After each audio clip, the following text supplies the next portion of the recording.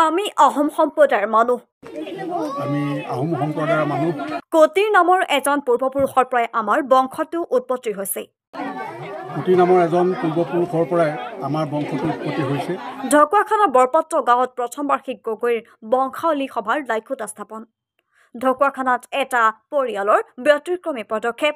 অহা মাঘ মাহৰ ৩ আৰু ৪ তাৰিখত দুদিনীয়াকৈ অনুষ্ঠিত হ'বলগীয়া গগৈৰ কটিৰ বংশাৱলী প্ৰথম সংখ্যক অধিৱেশনৰ দেওবাৰে পুৱা ১১ বজাত আনুষ্ঠানিকভাৱে টাই আহোমৰ মাংগলিক পৰম্পৰাৰ ৰীতি নীতিৰে লাইখুটা স্থাপন কৰে গগৈৰ বংশাৱলীৰ শতাধিক পৰিয়ালে পইফুৰা লুঙৰৰ পৰম্পৰাগত ৰীতি নীতিৰে কটিৰ বংশধৰ সকলৰ মিলন ক্ষেত্ৰলৈ পৰিণত হোৱা উক্ত লাইখুটা স্থাপন অনুষ্ঠানত গগৈৰ বংশাৱলীৰ শতাধিক পুৰুষ মহিলাই কটিৰ বংশাৱলী সম্প্ৰীতি এনাজৰি ধৰি ৰখা উদ্দেশ্যৰে গ্ৰহণ কৰে এই অনুষ্ঠান ইপিনে এই অনুষ্ঠানৰ লগত সংগতি ৰাখি গগৈৰ কটিৰ বংশাৱলী উদ্যোক্তাসকলে উক্ত দুটাকৈ দিনত অনুষ্ঠিত কৰিব বনাই থোৱা সাংস্কৃতিক কাৰ্যসূচী ইয়াৰ লগতে সংগতি ৰাখি অনুষ্ঠানত মহিলাসকলৰ দ্বাৰা ৰূপকোঁৱৰ জ্যোতিপ্ৰসাদ আগৰৱালৰ কাৰেঙৰ লিগিৰি নাট প্ৰদৰ্শন আৰু কটিৰ বংশাৱলী আধাৰত এখন স্মৃতিগ্ৰন্থ প্ৰকাশৰ সিদ্ধান্ত গ্ৰহণ কৰে আমাৰ কাৰণে অতি গৌৰৱৰ দিন যে আমাৰ যিটো বংশ এই বংশটো কুটি বংশ বুলি কোৱা হয় কুটিঘৰ বংশ বুলি কয় আমি আহোম সম্প্ৰদায়ৰ মানুহ কুটি নামৰ এজন পূৰ্বপুৰুষৰ পৰাই আমাৰ বংশটো উৎপত্তি হৈছে আজিৰ পৰা ২০০ বছৰ আগত আমাৰ পূৰ্বপুৰুষজন শিৱসাগৰ জিলাৰ বেতবাৰীৰ পৰা আহিছিল বৰ্তমান আমি বেতবাৰীৰ লগত আমাৰ কোনো যোগসূত্ৰ স্থাপন কৰিব পৰা নাই তৎসত্ত্বেও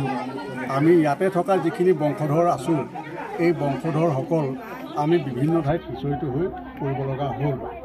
আৰু স্বাভাৱিকতে তাৰ কাৰণে আমাৰ এই ল'ৰা ছোৱালীবিলাকৰ মাজত বংশ পৰিয়ালৰ যিটো চীনা পৰিচয় এই চীনা পৰিচয়টো কিছু অভাৱ পৰিলক্ষিত হৈছে তাৰ কাৰণে আমি অত্যন্ত অনুভৱ কৰিছোঁ ইয়াৰ কাৰণে ইয়াৰ ফলশ্ৰুতিত হয়তো কেতিয়াবা অনাকাংক্ষিত পৰিস্থিতিৰ সন্মুখীন হ'বও পাৰে গতিকে তেনেকুৱা এটা পৰিস্থিতি যাতে নহওক তাৰ কাৰণে আমাৰ বংশধৰসকলৰ এটা চীনা পৰিচয় হোৱাটো অতি প্ৰয়োজনীয় বিষয় তাৰ কাৰণে আমি কেইবাবাৰো ষ্টেপ লৈছোঁ হ'লেও কিন্তু এনেকুৱা ধৰণে বহুলভাৱে আমি কৰিব পৰা নাই এইবাৰ আমি ইয়াতে আমাৰ বংশ পৰিয়ালৰ এটা চমু ইতিবৃত্ত আমি প্ৰস্তুত কৰি আমি আজিৰ পৰাই এই যিটো বংশাৱলী অনুষ্ঠান এই অনুষ্ঠানটি শুভাৰম্ভ কৰিছোঁ এইখিনি মই লাইখুটা স্থাপনৰ জৰিয়তে আমি আমাৰ যিটো অনুষ্ঠান বংশাৱলীৰ যিটো অনুষ্ঠান এই অনুষ্ঠানটি আনুষ্ঠানিকভাৱে শুভাৰম্ভ কৰিছোঁ আজিৰ পৰাই আৰু অহা আমি মাঘ মাহৰ ৩ আৰু ৪ তাৰিখত মূল কাৰ্যসূচী আমি ৰূপায়ণ কৰিম আৰু সেই কাৰ্যসূচীত আমি দুদিনীয়া কাৰ্যসূচী লৈছোঁ ৰাতিলৈ আমি ৰূপকোঁৱৰ জ্যোতিপ্ৰসাদ আগৰৱালাৰ কাৰেঙৰ লিগিৰি নাটকখনো আমাৰ বোৱাৰীসকলৰ দ্বাৰা মঞ্চস্থ কৰা কাৰ্যসূচী আমি গ্ৰহণ কৰিছোঁ তাৰ লগতে আমি এভাগ স্মৃতিগ্ৰন্থও প্ৰস্তুত কৰিছোঁ আমি সেই অনুষ্ঠানতে